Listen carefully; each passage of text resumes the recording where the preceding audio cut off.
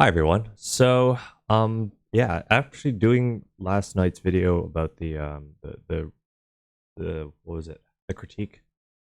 Kind of makes me think it's like God, it's like I always doing all these I'm always doing a lot of these what I would call introductory basic videos. I don't do on this channel, I don't do a whole lot of quote unquote advanced techniques, painting. I don't show people how to paint things. I don't often show people how to do nice line work and those kinds of things because I feel that's not what people need. Um, because there's lots of videos on how to do advanced painting, advanced line work, and whatnot. And it's kind of frustrating because I want to do that stuff too.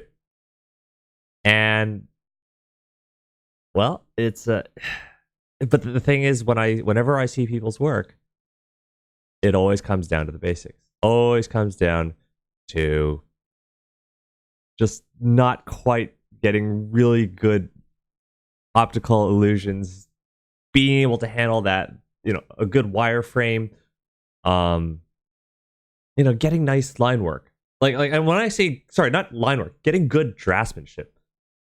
So good draftsmanship is stuff like this. It's like if you're able to create three-dimensional schematic diagrams. So this is the kind of stuff that you would have if you're an engineer. I mean, this is obviously not nearly as precise as an engineer's sketch, but it's pretty good, right? Like you look at something like this and it's like it feels solid. You can tell exactly how much tilt there is, how wide things are. I approach drawing from a very technological standpoint. I worked in visual effects for about 5 years.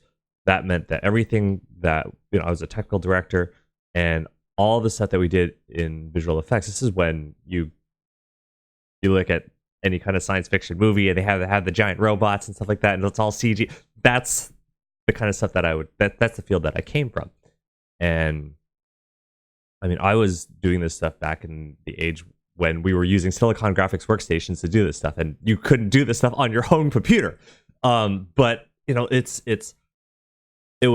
I was there for kind of the birth of 3D CG, computer generated graphics, and so that's why I have such a strong emphasis on this sort of thing. Also, my brother, he is a mechanical engineer. He has his own engineering firm, and he works with SolidWorks modeling software. SolidWorks is not artistic modeling software, it's engineering modeling software. And this is stuff that you use to create products. This is stuff that you use to create all the wonderful things, all the injection molded plastic stuff that we have in our that's part of our daily lives. All these things are designed on software like SolidWorks, all the the form factors, and bridges and buildings and all these things, built in a piece of software like SolidWorks, which also does like simulations for mechanical stresses and a whole lot more technical crap than the average person wants to go into. Like you have to be a total gearhead for this kind of stuff. So, and then on top of that, before that, I was, I had taken draftsmanship courses just in school, high school. We had a really high school was a lot better back then in my day. There's this one school that I went to. Yeah, they had like draftsmanship courses. They had these tables out, which we would use for architectural drafting, and they had this weird. It's called like a drafting machine, and it's a big letter L shaped rectangle ruler, and there's a lock on it. There's like a special arm that's kind of like what you have on a desk lamp, and they had a big knob that you would use, and you grab the knob, you push the lock in, you can turn the angle of the ruler, and it would lock at certain increments. You let go of the thing and it stays there, right? You could click a thing, move it over, let go, and it would click back in place. This is all stuff from like an old, from a bygone era, right? Like no one does this stuff anymore. But what I'm trying to say is that you want precision, and when you draw things, when you're designing houses, when you're designing planes and cars and stuff like that, like you have to be, precise. You always, and you have to try and get things done the right way, because if you don't, then you walk in the next house that if you design a house and you don't do it right, you go in there, if all the workmen follow all your instructions to the letter, and you've got something that's off alignment, then great. You walk in and your floors are uneven, your countertops are kind of like not level, and it's really important to be accurate when it comes to architectural design, when it comes to manufacturing design, that you have to, it's something that you take pride in. It's not just, oh, it's line work, let's rush off and paint things. Maybe that's why why I always come back to this draftsmanship stuff, is because I've done I was a draft, I have an appreciation for draftsmanship, and I came to drawing looking at it not just in terms of creating 3D optical illusions, but also for the sake of creating a diagram which is informative, that tells people, this object is this wide, this object takes up this much space, it's this angle. Now we have these other objects, they fit into this one object, they have a certain spatial juxtaposition. There's like this is when I talk about a diagram, I mean that you have a circle like this, and you have a diameter, right? And then you have you might actually have like measurements, and you're telling someone, it's this tall, and you have another like measurement, and you're saying it's this wide, right? I don't know if you guys have seen this kind of stuff in floor plans and whatnot, right? That's what a diagram is. A diagram tells you about the dimensions of a thing. And when it comes to drawing, and yeah, I like the idea of being loose and sketchy and all that stuff, but I still strive for a degree of precision. And just I strive for, I strive to convey the information as effectively as I can. And make it, I need things to come across properly. And so I'm always looking at my own drawing and with a critical eye and saying, am I generating something that's confusing? Am I generating something that just not quite right? Are these things not lining up? If I have a line that goes through this thing and it comes out the other side, do I realize, oh crap, these fucking things, they don't match up, right? Like I always look at things like correlations. I look at things like, and I try to make sure that when people see the information that people don't see, meaning if I take a line and I pass it behind this donut, the thing is that I don't just care about the information that they see, that's these lines coming up behind the donut. I care about the line that's hidden. I care about this information here, the information that I don't draw. You know why? Because if I don't draw something, and I don't always have to draw everything, but if I don't draw something, it means that I am leaving it up for people to fill in the blanks. I'm leaving it up for people to look at the information that I have drawn for them, this stuff here. I'm leaving that information there for them to look at that and interpolate what's going on in the information that they don't see. This is why I'm so, for lack of a better word, anal about these things. And until you develop a fastidious attitude, until you start to approach this stuff seriously and be really, you try to be really fastidious about this stuff, it's always going to be hard. You're always going to be generating mistakes. You're going to be generating mistakes and errors within your drawing, and you'll be using and those errors will become the foundation for all the other nice stuff that you want to put on top. It means that before you've even laid the foundation of the house, you haven't leveled out the ground. You haven't put the house on proper solid bedrock. It's sitting on sand, and things are sagging and getting misshapen and just and you'll be looking at the thing and be wondering, why is it not? I can't place what's wrong. Right? It's like you walk into your fresh, brand new made house, and you're like, why are all the countertops crooked? Why won't these cupboards open properly? Because the whole cabinet is like off angle and it's mounted in a crooked wall, and as a result, it causes the hinges to seize up and you can't open the door. Like, look, there are horror stories of people who buy houses that have been, poorly built, and they didn't lay the foundation properly, they didn't set the framework properly, and for whatever reason, and then everything's janky and broken, and this is what it's like when you're drawing drawing and if you're trying to push something further, okay? If you're trying to push something, you gotta have a solid grounding, right? If you're trying to push a refrigerator and you're standing on banana peels, on oily banana peels, are you gonna be able to push that refrigerator? No, you're not. You're gonna be going and sliding all over the fucking place, okay? So you're gonna be pulling off like a curly, all right? Instead, what do you want to have? You want to have hiker's boots with fucking ice cleats standing on, some good solid bedrock.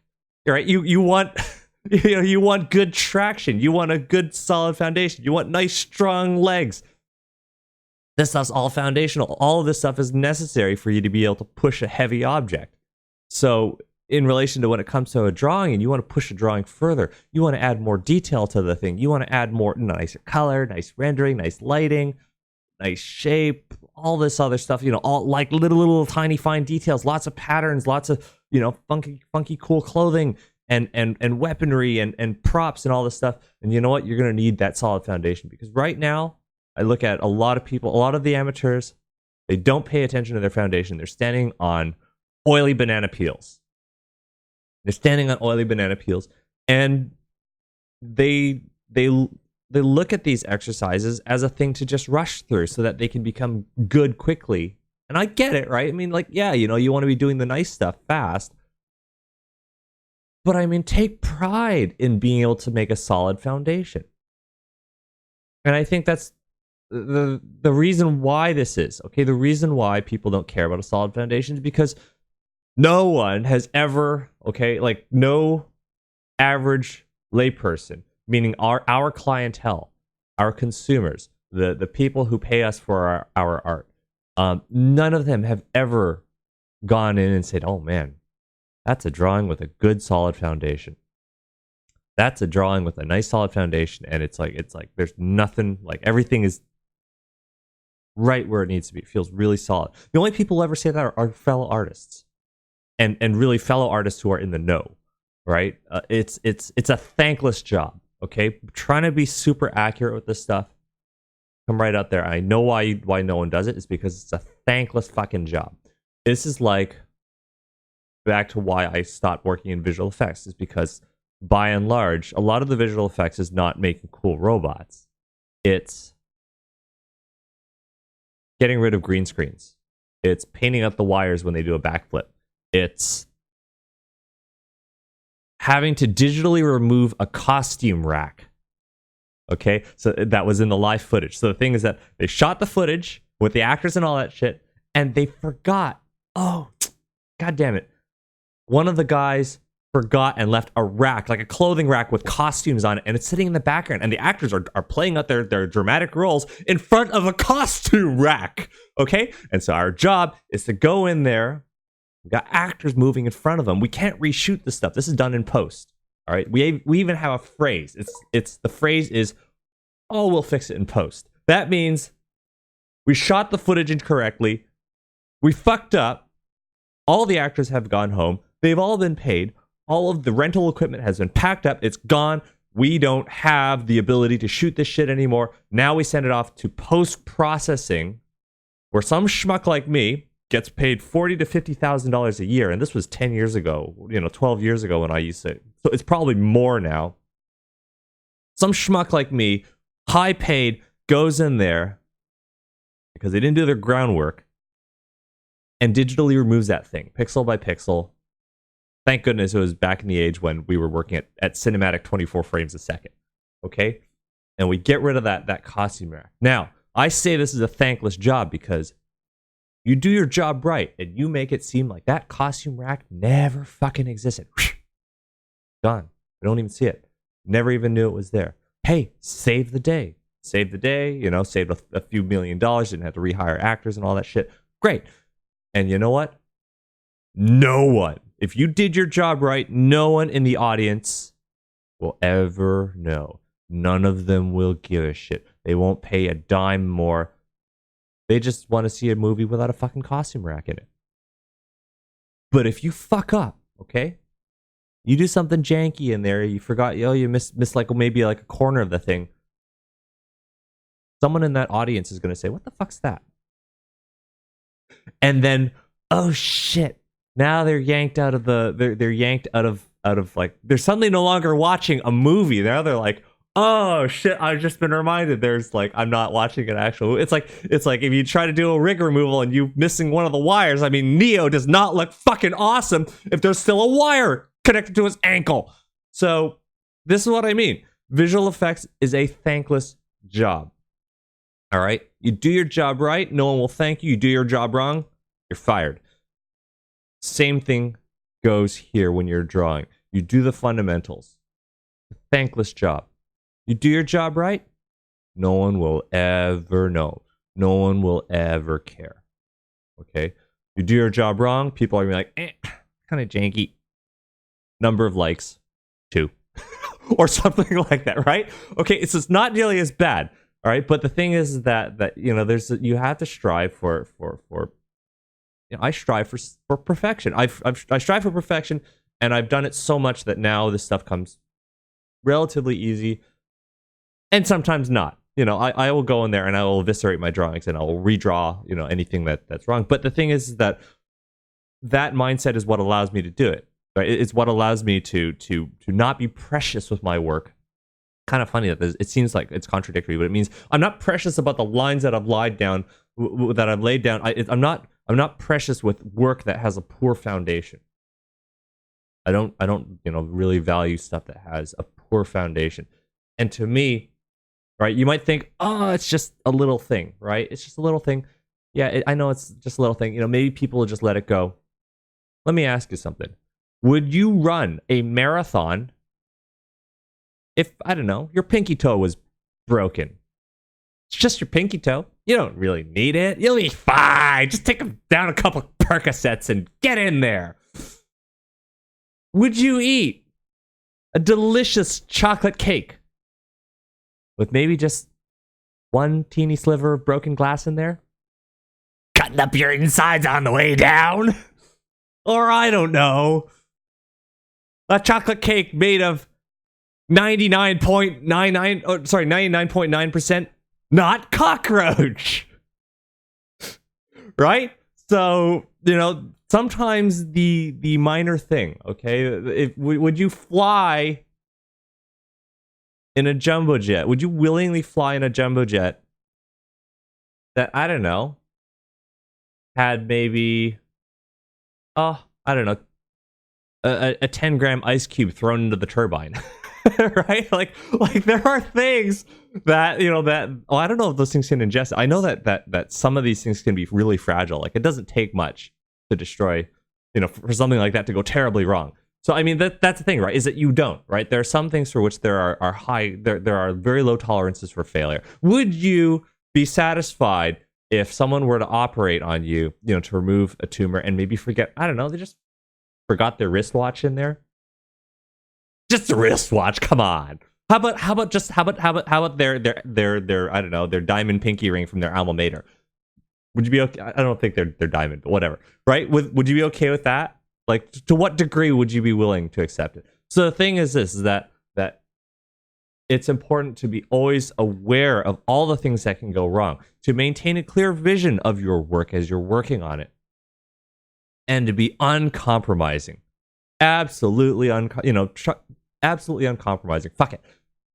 And that would be something that you strive for, that you look at it and you're like, I just not fucking clean. Like, if I was to have someone manufacture that thing into a figurine, if someone were to take the figure that I've just, you know, created and manufacture it into a figurine, you know, would it be nice, or would it kind of be look like some kind of melted down abomination, right? Like that's, oh no, it's like, damn, it looks like my Power Ranger figurine now has like arms and they're all like, they're all fucking, you know, bent and melted. Looks like a melted abomination. He's like, kill me, right? So just, you know, give a shit about this stuff, okay? It's because it's important.